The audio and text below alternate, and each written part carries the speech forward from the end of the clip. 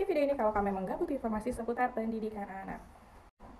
Hai guys, di sini siapa sih yang masih bermasalah dengan buah hatinya? Itu gimana sih cara untuk nge-track si anak ini tadi biar dia itu bisa mandiri, bisa berusaha sendiri, bisa belajar sendiri tanpa harus dipaksa, tanpa harus diminta, tanpa harus disuruh-suruh kayak biasa di kita.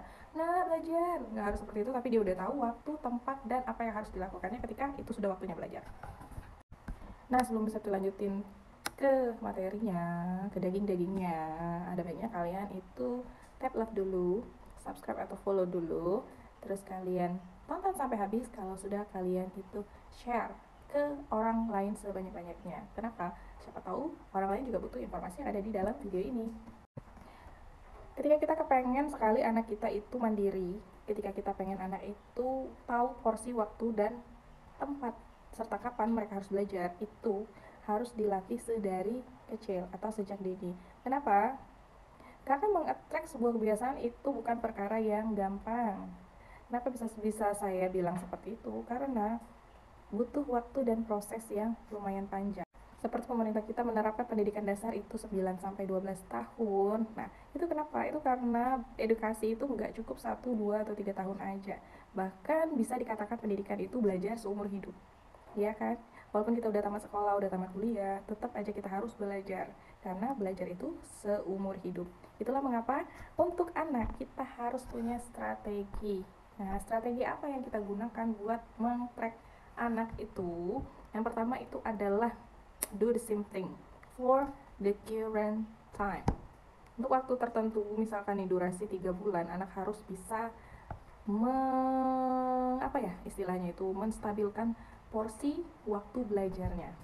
Gimana sih caranya? Nah, jadi mams, kalau misalkan kebetulan mams seorang ERT yang bisa nge-treat anaknya sendiri, berarti mams harus punya special time, sudah specific time untuk anaknya belajar di waktu tertentu selama durasi tertentu.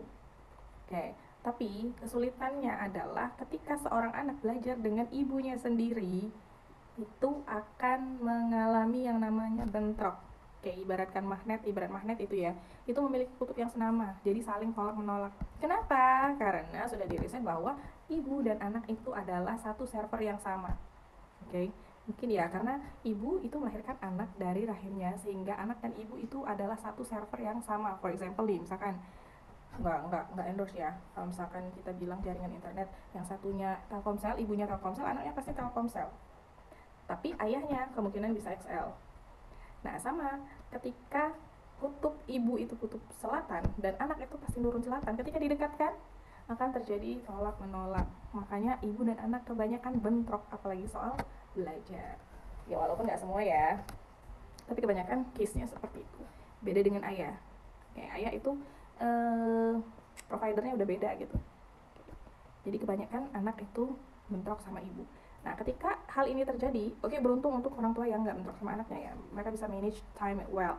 Kalau misalkan gendernya beda, anaknya cowok, ibunya cewek, gendernya beda, kemungkinan bisa. Tapi kalau gendernya sama, servernya sama, ya Allah alam. Untuk case yang bentrok ya, Mam, untuk case yang bentrok yang kemungkinan akan sulit untuk memanage time-nya, manage waktunya, Mam bisa limpahkan ke institusi belajar atau lembaga belajar. Nah, di situ kan punya jadwal belajar buat anak, punya schedule belajar buat anak. Jadi anak sudah terdistract dengan jadwal, anak sudah terdistract dengan materi, anak sudah terdistract dengan di mana saya harus belajar dan apa yang harus saya lakukan gitu.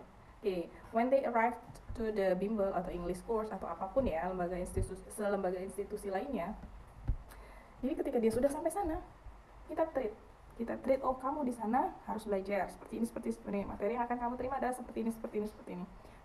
Ketika itu sudah running 3 months, 4 months, anak itu udah akan terdistract, sudah akan berjalan dengan sendirinya ya, tersistem lah, bisa dibilang seperti itu. Itu seperti pendidikan di sekolah. Jangan sesekali memberikan kelonggaran tanpa alasan yang jelas. Misal nih, one day anaknya mau bolos karena ngerasa capek, banyak dapat tugas. Capek, bisa istirahat sebentar atau agak telatin lah masuknya. Tapi jangan sampai anaknya itu benar-benar dikasih kelonggaran. Dalam arti ketika anak bilang, "Mom, I want excuse for course for today." Dan mama anaknya bilang, mau izin dulu lah hari ini, nggak mau les gitu, nggak mau kursus. Terus mamanya bilang, ya udah istirahat aja, jangan langsung dikasih apa ya, persetujuan lah, jangan langsung diberikan persetujuan. Apa yang harus dilakukan? Ask the reason, kenapa capek? Oh capek, ya kamu istirahat dulu, makan dulu, atau apa dulu, alihkan biar dia nggak ngerasa capek. Usahakan anak itu sejak dini dialihkan dari kata-kata yang bersifat negatif. Capek, bosan, jenuh, oke, ya. Karena apa? Karena itu akan memberikan efek di diri dia sendiri. Apa istilah kata orang-orang zaman dulu itu, termakan di badan ya. Kalau kata Dr. Aisyah Dahlan dari seminar-seminar yang beliau sampaikan itu, ketika kita mengucapkan 3 kali kalimat yang negatif, itu akan didengar oleh telinga dan akan diserap ke seluruh tubuh dan akan jalan di badan, di sistem-sistem saraf yang ada di dalam tubuh kita. Itulah kenapa kita disuruh untuk mengucapkan kalimat-kalimat atau kata-kata yang positif. Jadi hindarkan anak untuk mengucapkan kata-kata yang negatif. Jadi usahakan mereka mau bilang capek itu, ganti dengan kalimat yang lain. Kayaknya hari ini saya nggak terlalu fit. Oke. Jadi ketika ada kata yang tidak terlalunya kita hapus, itu akan jadi fit. Tapi kalau bilang capek, aduh capek terus nanti gitu ya. Oke. Nah, sudah kalau kita udah bisa manage time well, kita bisa ngasih aturan, cara belajar dan sebagainya itu kepada anak akan tersistemasi dengan sendirinya. Itulah kenapa kalau orang-orang yang udah berpikir modern itu mereka menyekolahkan anak itu udah mulai dari usia 1 tahun loh, Mams. Tapi bukan untuk mendapatkan ilmu pengetahuan dan pelajaran.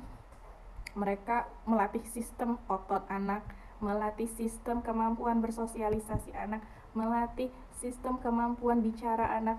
Jadi semuanya itu bisa disistemasi sejak kecil. Jadi belajar itu nggak melulu tentang ilmu pengetahuan, tentang berapa skor yang harus didapat, tentang harus juara 1, 2, dan 3. Nggak seperti itu. Jadi pendidikan itu sistemnya luas sekali, dan jika kita pengen anak kita disiplin, itu kita harus mengetrack anak kita sedari kecil. Okay, I think that's all for today. See you in the next video. Bye bye.